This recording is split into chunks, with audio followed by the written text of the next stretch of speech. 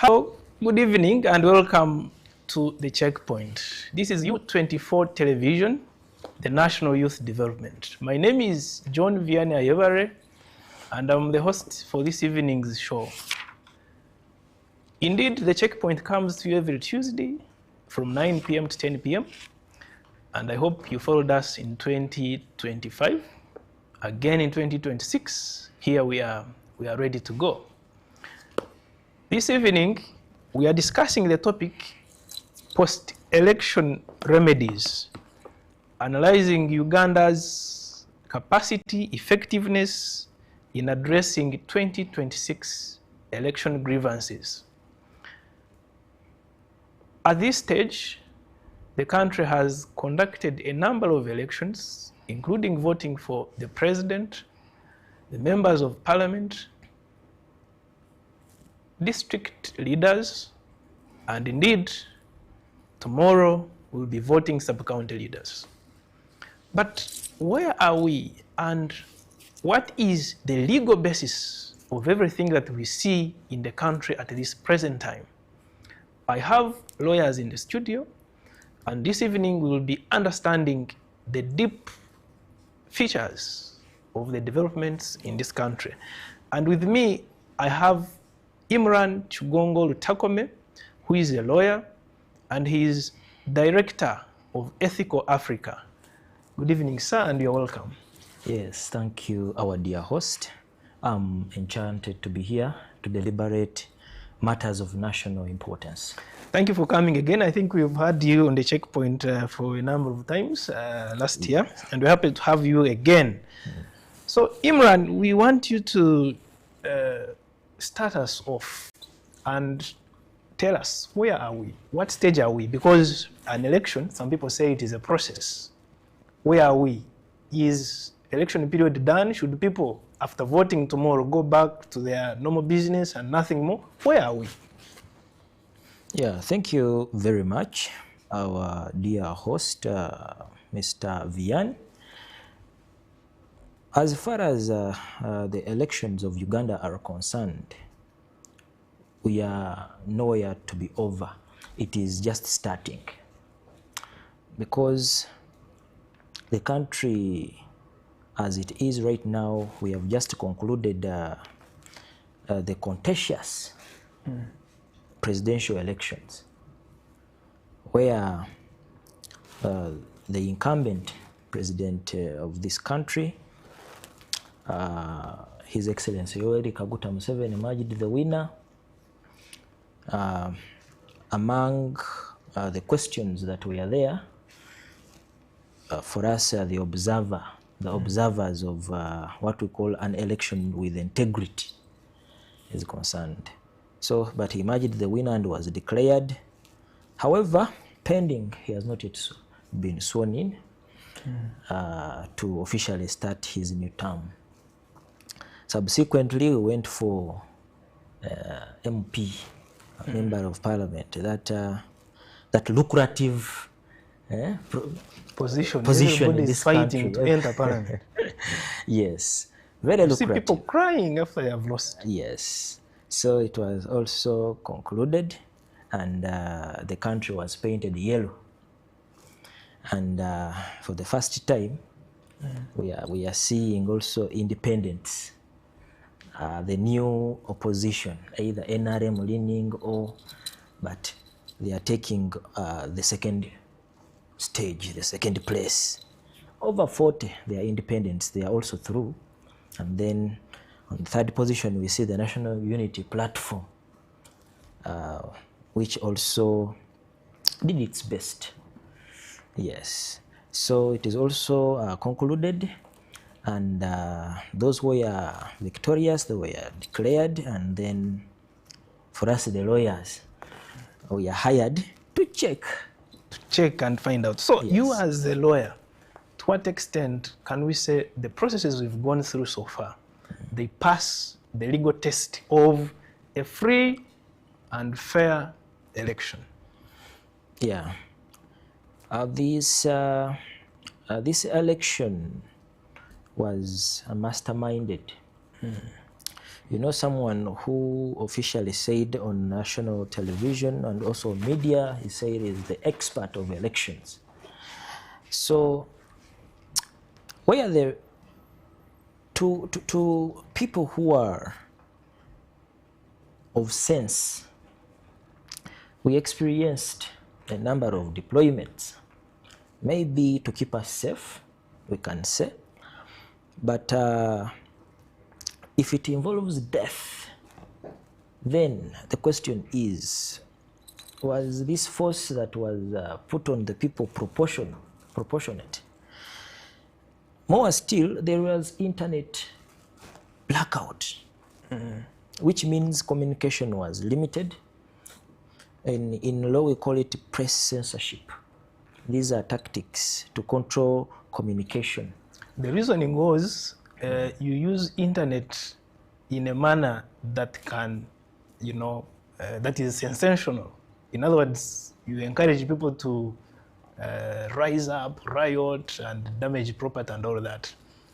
Would that reason pass in legal terms that yes, to balance national security with the right to, you know, freedom of press and exchange information, we can limit it? Does it pass the test, the constitutional test of limiting rights? Yes, I agree. This freedom of expression is guaranteed under the Constitution. Yes, I agree. It is not absolute, and it's not among the rights that are non-derogable under Article 44 of the Constitution. However, the manner at which this was done, it is what we call statecraft. You know, the regime that has been there for 40 years, maybe it doesn't take anything for granted. So they were vigilant on everything that can cause a spark of a revolution here in the country. So I understand their reasoning. However, the internet should not only be seen as a political tool. For me, I looked at it in the business perspective. Most of the business were halted, including mobile money, banks, institutions didn't work. People were in losses. So how do you explain that? So they need to strike a balance and see that indeed, what is the percentage of the people who are online? In fact, I'm very much interested in that question of the internet shutdown. We have an election on a Thursday. Internet is shut down 2 days prior. The telecommunication companies do not send you a notification that at certain time we are going to switch off the internet.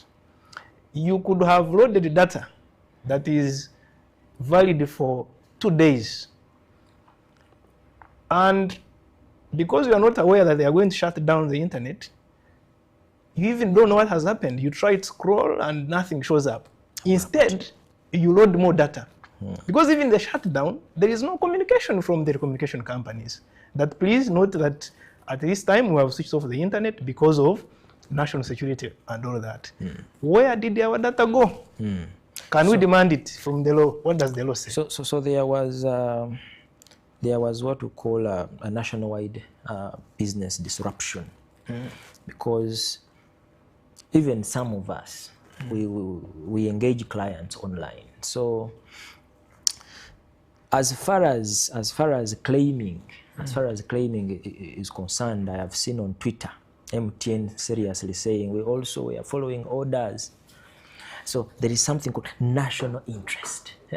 National interest. That's where the government holds itself tight on the concept of unjust enrichment. Because when we look at MTN saying we are following orders, if you follow orders, at least after you have switched off, communicate and say we've switched off the internet because of a directive we've got from UCC. They don't do that. There could be a huge number of people who loaded more data thinking that their data had expired. Because they tried to scroll and nothing shows up. So as lawyers, we would request that you look into that, whether there can be a claim under unjust enrichment from these telecommunication companies. And again, can't they return the data? Because if I have a balance of 1 GB, as you shut down, why do you let it continue to run? Or even when it runs out, when you start the internet again, why can't you return my balance of the data? If you are following orders, we're not saying don't follow orders, but can you return our data, which you had not used by the time you switched off? Yeah, I understand. I understand those, but for us, we in law we have de minimis non curat lex. The petty grievances sometimes, because we look at the bigger picture. We look at the bigger picture, and we praise so much. We praise so much the PRs, the EDs, and the what, and the spokespersons of those media companies or the telecommunication companies to do the needful. Thank you very much. Harmonize. We are streaming live on our social media handles. You could go on YouTube, search U24 Television, and then you can follow us live. We are receiving your comments. If you go on YouTube, you can type your comment. We shall be reading it. Your question, your contribution, we shall be reading it. We're also live on TikTok, U24 Television. Follow us there, on X and all other social media platforms. Thank you, Imran. I want you to go to the aspect of the Kasibante petition. There is a petition in the Supreme Court challenging the victory of the NRM, specifically the victory of His Excellency Yoweri Kaguta Museveni. He got 71%. The second, the one who followed him, Honorable Robert Chagulanyi, got 24%. Kasibante, I don't know what percentage he got. What are the chances of his petition succeeding? Yeah, so it is an ongoing matter, and we as lawyers, we are keenly looking at the merits of this case. The petitioner was the second last. Yes, Kasibante, the presidential candidate who participated in this election, was the second last, with almost 33,000 people who believed in his ideas. So I looked at his claims, and they really, really had merits. However, I am seeing the modus operandi of this election actually is so limiting that, yes, you can present a very beautiful presidential election and you make claims here and there. However, we find in law, he who alleges must prove. You put on the table and then you say that yes, there was election violence. Yes, there was transmission and what. So, yes, the petition is ongoing, but proving those claims, this information is being withheld by institutions who are in favor of the state. This information, for example, they want a forensic audit. They want to do discoveries. They want to do, and the defense side is saying, oh, please, you are the one who is claiming this. You prove, you get. So the limit, he is so limited to access most of the trivial aspects that can make that petition succeed. However, it is under his right. He has a right to petition, and he's seeking a full nullification of the presidential election. Those are some of the remedies that he is seeking. So, and as far as the Constitution is concerned, when there is a presidential election and this petition is presented to the judiciary, they have to inquire. So the inquiry is ongoing, and as far as on the point of inquiry, the judiciary is mandated to make an inquiry. Does that mean that they would be overburdening the petitioner if they largely put the burden on him only to prove, because they are also supposed to inquire into the election? So it means once the election, the petition has been presented, the judiciary should also inquire into circumstances, some of those which the petitioner may not be able to prove. Is that the position? Yeah, it is true. It is true that yes, the judiciary is supposed to inquire. what is most important right now is to see, is there something of precedent that we can capture in this petition? Because we've seen the Kizza Besigye, we've seen the Robert Kyagulanyi, who was able even to withdraw, you know. So I've interacted with some lawyers. They say that on the mere fact that biometric machines were unable to work, that should be enough ground to nullify the election. Under which law? Under which law? Because the issue was voter verification. I myself, I went to vote. I was verified using the register. This is the traditional way. So what was, it was a new innovation to use technology, of which the technology defeated the situation by saying, I'm off today. Where the government spent billions of money procuring this, and also... and the Electoral Commission had checked to ensure that they are working, and they were even very sure that the eve of voting, they said that everything is fine. Even in the morning, they were like, everything is fine. Yes. So who switched off the machines? So those are the things that His Excellency Kasibante saying that we need a forensic audit. So to get these answers, on the eve of voting, in fact, on that very day of voting, even the winner, the President Museveni, was complaining that someone might be playing foul play. It is possible because it's an economic agenda of the internal players or the people who are procuring those. However, we don't have facts. We don't have facts. We are so limited on the information we can access. So we can just keep on alleging and bringing theories and bringing versions. What went wrong internally there, so that to embarrass the whole electoral process with observers from the EU and then the AU and then the national observers, the embassy guys were here. So we are limited. We are limited. Really what happened. On the observers, permit me, sorry for dragging you on this, but it is important for us to understand where we are and where a petition comes from. If an observer says an election was free and fair, to what extent does he have a picture of what has happened in the whole country? Do observers observe the whole country? Do they know what happened in Kalamoja or where he voted from in Kanungu? Yeah, reports. Or are they armchair observers? Yeah, reports. They look at the reports, the correspondence. Media, if they have their team which are on ground, that's what they see and what is presented to them. And on that eve of announcing, they got them comfortable seats and then played screens, and then they were able to see a free and fair election. So thank you very much, Mr. Lutakome Imran Chigongo. Thank you for your analysis. Definitely we are going to come back to you. And permit me to go to Mr. Mutesasira Expedito. He is a lawyer and he is the Guild President for the Law Development Center for the academic year 2024-2025. You're welcome, sir. Thank you so much. Our moderator, His Excellency Ayebali, Guild President of LDC for the same year. I want to apologize. Today is my birthday.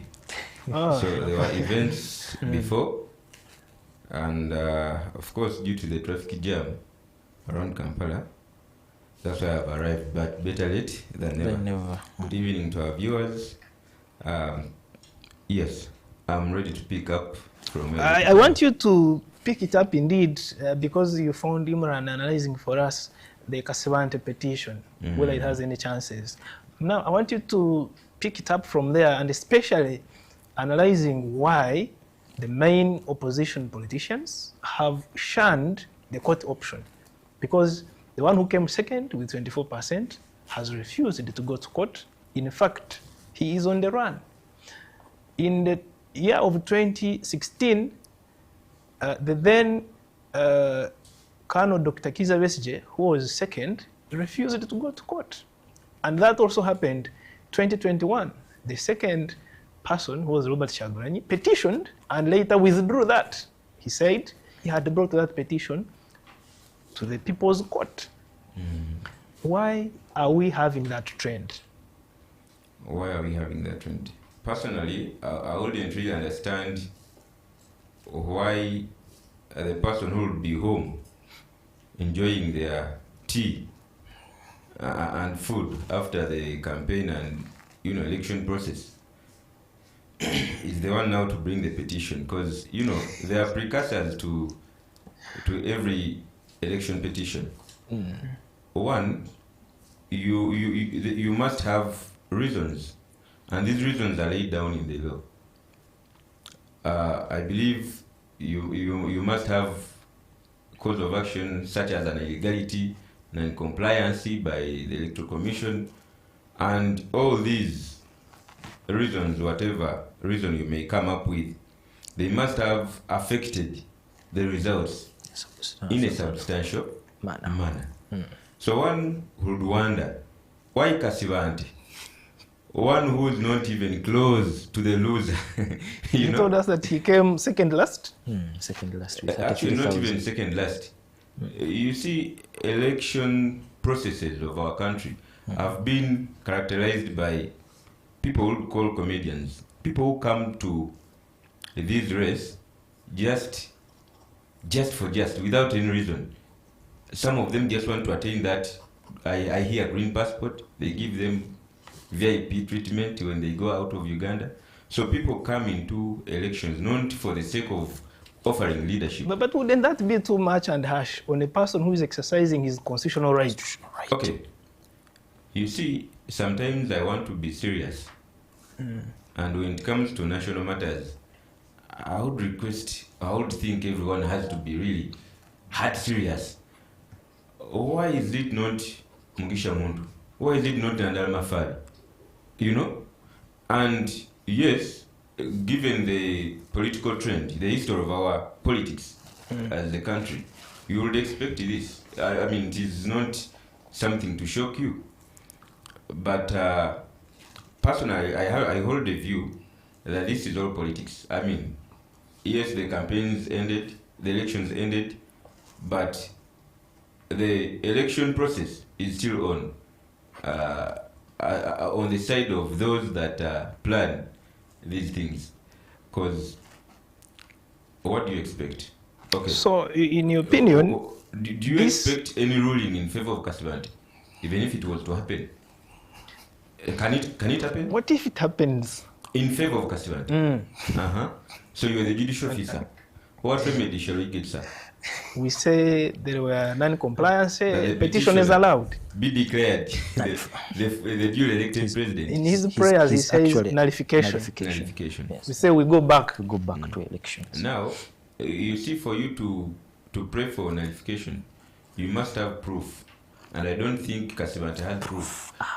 When we come to elections and manning the, these polling stations, I personally, I voted on the 15th, but I didn't see anyone. Being an agent for Kasibante at my polling station, and I'm not far away from Kampala. It's just 3,000 away from the state center. So do you think he has declaration forms from Kabale? Do you think he has declaration forms from Nakapiripirit? I mean, personally, I believe this is something that is meant to purify the election process. That is meant to purify. Not everything. Or sanitize. Sanitize the dirty work that we had in the election process. Imran, what is that dirty work that we had? And what would you want to add on that, especially on the substantiality test as well?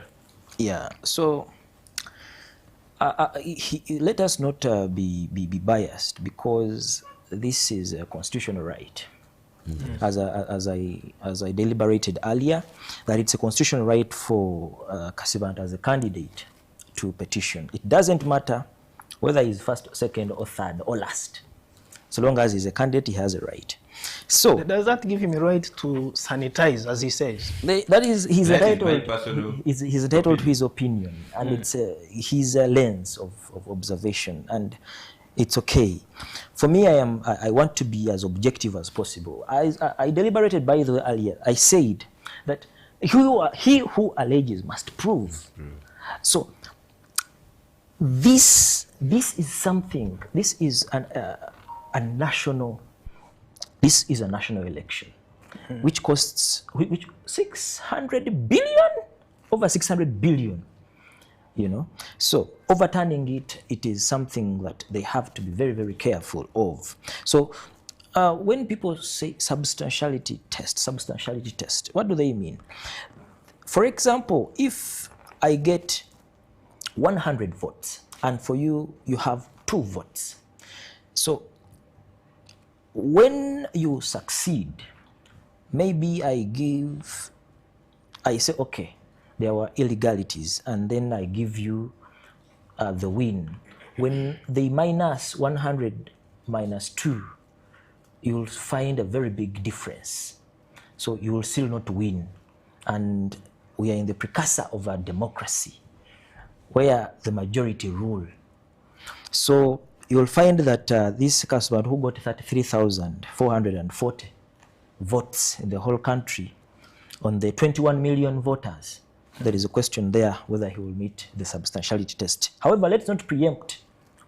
Let's not preempt the petition, which is still ongoing, and I'm sure at the stage that it is on right now, the submissions are done, and I saw the Honorable Chief Justice saying that we expect our ruling as soon. He even gave a date. So we as legal scholars for life, we shall be able to deliberate from there. Thank you very much. I want to go to Mutesasira. We go to the parliamentary elections. Earlier on, Imran said everybody is fighting to go to parliament. Parliamentary elections, the remedies available. We've seen recounts, petitions for recounts. Why are people going for recounts? And we want to use a case study of Justin Namere of Masaka, the recent declaration that he's a winner. Would you commend such a process from the magistrate who declared her as a winner? One, Very funny. it is absurd. It is absurd that a judicial officer, the same judicial officer, can give a ruling with reasons in one case, the second case, and then in the third case, they overturn their position. I mean, they take another position, but similar facts. That is absurd, and I think the aggrieved parties can now go further. Yes, the judicial officer in the Namere case earlier on had decided on 2 matters, one including that of Semakula, is it Vincent Bamulangachi, the Honorable Sempija, where the judicial officer ruled that if at all there is any ballot box that is tampered with, the recount should not take place. And indeed they did not do the recount. And in the third matter, before the same judicial officer, there was a tampered ballot box, and they continued to do a recount.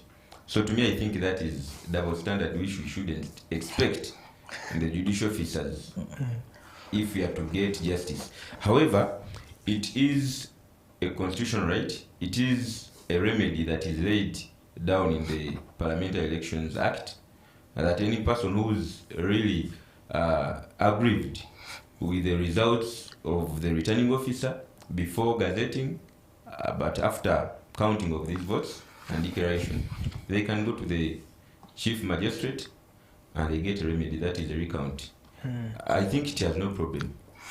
Okay. If at all, the standards were maintained, but the case study you've brought to us, I think the Chief Justice is accountable, must come up and, you know, as a leader, they give directions or kind of assist these parties, because it is now going to paint a very bad picture for any other person who may want to go before the judiciary. I mean, we don't see justice in these cases. Thank you very much. Imran, paint for us a picture of those remedies for parliamentary elections. Yeah, to give you context, what is happening actually, if I'm to lay a solid background, whatever that is happening. If you look at the hierarchy of courts, we have the courts of record, where whatever happens is on record, and that starts from High Court and above. So there is an established principles, and they were all relying on the Byanyima case that established some principles, which I'm going to deliberate. So the remedy that they're exploiting is actually that's in the Byanyima versus. Forgetting the other party, but also the Electoral Commission. So you'll find that this remedy is clearly stipulated in Section 73 of the Parliamentary Elections Act. So it says that when someone 73 is clearly talking about you resorting to the returning officer for a remedy in case there is a difference of not more than 50. So, however, 74 goes ahead to stipulate that one can seek remedy before the chief magistrate. So there is no number or difference in votes for someone to seek a recount before the chief magistrate. Yes. So somebody must have what called just cause. Just cause. So these people were able to demonstrate just cause. And there is an established rule. Within 4 days, someone must have paid security of 600,000, and this must be conducted within 7 days. So they met all the timelines and did everything. However, this is what happened. This justice, his worship, Asimwe, lands in the matter of Mr. Semakula versus Sewungu and the Electoral Commission, and clearly stated that I could not continue with this recount because 7 boxes are being tampered with. And then is found in the corner. This is following the precedent that was set by the Byanyima case. So we are finding a situation here in Masaka. I think the other part was Ngomanjime in Byanyima. So set principles, and then because they are binding to in the hierarchy of courts. This is the chief magistrate who is supposed to follow them. So in Masaka,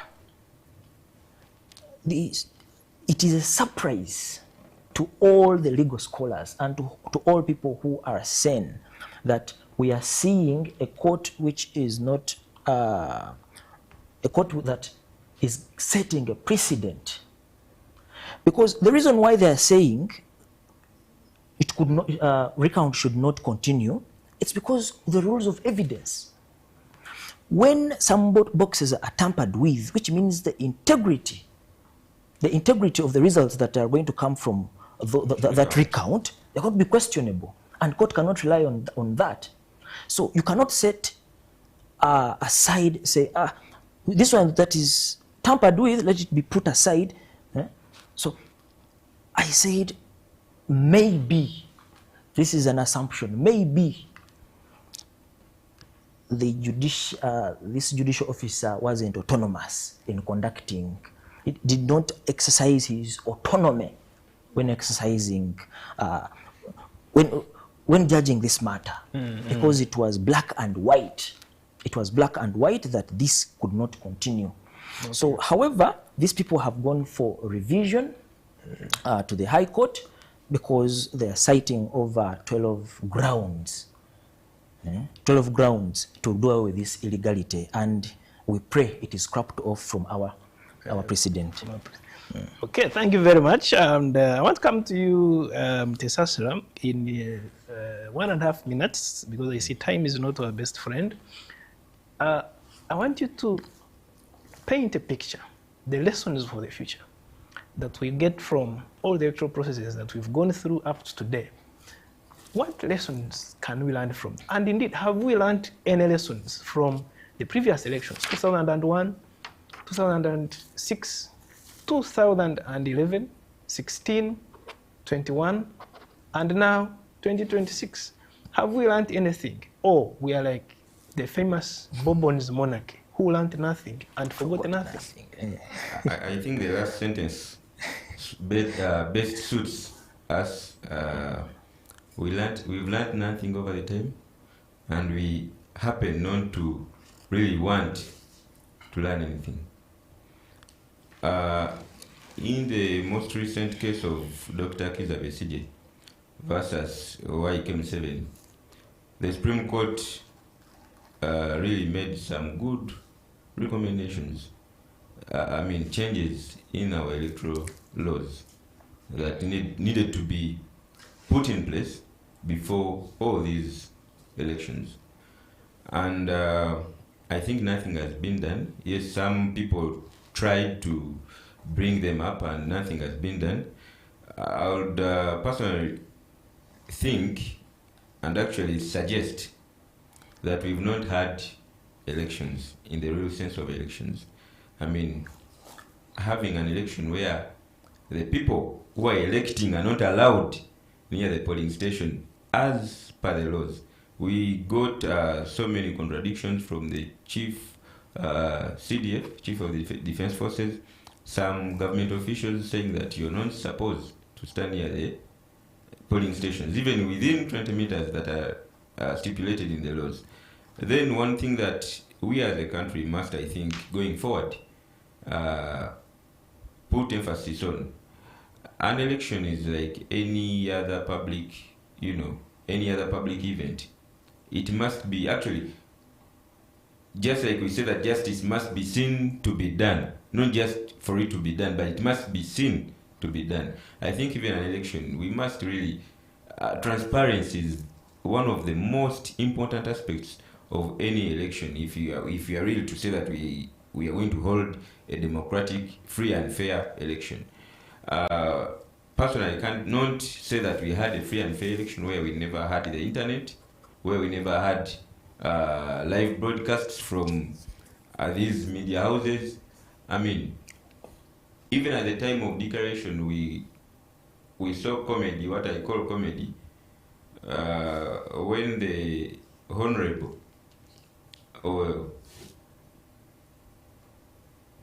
Justice, Chair of the Electoral Commission, was asked a question of where he gets the results, and really gave a very totally different, answer. So all these point at glitches in the system, glitches in the way we do things. Results were supposed to be read basing on the declaration of results forms. These are forms that are given, you get them right from the polling station, that one box where you put, where you cast your vote. The presiding officer signs on it that on this box, Mr. Eva has got so and so votes, and Mr. Mutesas has got so and so votes, Mr. Imran, so and so votes. We did not get this. The declaration was like someone reading something from somewhere. We had the observers, we had the religious leaders there, we had different political party representatives, and all of them were asking, where are we getting these results? And the Honorable Chair wasn't in position to say that, no, these results have come from Kanungu, where you come from. He was just reading that now, so far the results that we've returned, we have this and this figure. I don't think that is free and fair. And as a country, we need to really now be serious on this. We need to, one, get the army out of elections. If we are to have a free and fair election, get the army and all those security forces out of the elections. I think the police is really trained enough, really strong enough, as you summarize, to handle our elections. the electoral laws suggest a police constable, not even with a gun, someone who's just trained to maintain law and order. And then we need to really, I think, one of the things that have caused problems in our election processes is the fact that now the chairperson and the entire commission, the electoral commission, is appointed by the sitting president, who in most cases will happen to be a candidate in the coming elections. I think we need to focus there as a country. We need to have either these people appointed by parliament, or we put up an election for them. I mean, we elect them before we handle them. Do you have an example of a country which does that? Yes, it's not clear in my mind, but there is where these people are elected in the parliament elects. They come up, vie for these positions, they campaign, and they elect them, then they go handle. But we can take an example of Kenya. The electoral commission is not appointed by the president. Very independent. It is very independent, totally independent, but for our case, it is independent as the word is spelled, not independent. Thank you very much. Let me pick the mind of Imran in 1 minute as we come to the end. I'll pick your word and also your conclusion. Yeah, we have to understand that Uganda is a younger democracy, and it has now 30 years of exercising the 1995 constitution. So there is this alien called the Electronic Result Transmission and Dissemination System. This alien here, I wish my thesis of masters, I didn't go in rights. I would have focused on this. However, I will do my investigation. At least I write something about this. So, do you know that an ordinary Ugandan has no information on how the electoral process works? From the village, how do these how are they kept? How are ballots? Where do they put the signatures? How are they transmitted? They don't have that process. So this should be an eye-opener, because right now we have 21 million voters. These people who have the right, as per the constitution, who are 18 and above. By 5 years, I think we shall have over 30, the projection, 30 million voters. These people should be informed. These people should have training, you know, as far as the democratic process is concerned. Mm-hmm. So these are people who will take matters in their hands, and also their voices to be respected. Okay, Imran, thank you very much. Time is not our best friend. Gentlemen, permit me to come to the conclusion. You're going to say one word, Mutesasira, and then I close this. Yes. Before coming to today here, we were having a discussion about this, and someone who, quoted someone who said that yes, you may go to the ballot box and vote, but does your vote count? That it is not your vote that matters, but the person who counts your votes matters. I used to think like that until I checked the results of my polling station online. The Electoral Commission will upload the forms. On my polling station, what was counted in 2021 is what was uploaded. Is it there? I just want, yes, even now when you go to the Electoral Commission, 2021. 2026, is it there? Not yet, but I'm sure they will put them there. When? No, they will put them there. But you see, the challenge we have, I think, that we will need to work on is, like you've said, he who alleges must prove. Because if we say an election has been rigged, and yet on our polling station, that's how we voted, and we cannot point to a situation where we say this was rigged, this was not rigged, there would be failing the evidential burden. But this conversation is going to continue. We are online on YouTube and on X and on TikTok. Just before I forget this, you see, when we talk of corruption, we don't mean that maybe you've used the money that is meant to buy an ambulance and you've eaten it. Even when you use that money to buy a truck, which may also be important to your people, maybe as a leader, as an accounting officer, still it is corruption because the purpose is different. So you cannot convince me now that Electoral Commission declared results and it has not yet uploaded these things, and the results came electronically. I mean, it is by system, meaning they're already in soft copy. Uploading them wouldn't take all these weeks. So personally, I want to believe as a country we need to really focus so much on the people that are responsible with the exercise of the election, the entire election process. Thank you very much, sir. However much we lament, nothing will change. Thank you very much. This evening we are discussing Uganda's capacity to handle the 2026 election challenges. And with me, I had Imran Lutakome Chigongo, who is a lawyer and also director of Africa Ethical. I also had Mutesasira Expedito, who is a lawyer and also the guild president for the Law Development Center 2024-2025. And me, I'm John Viona Yevare. Thank you for watching. We will see you again next week. Thank you very much and good night.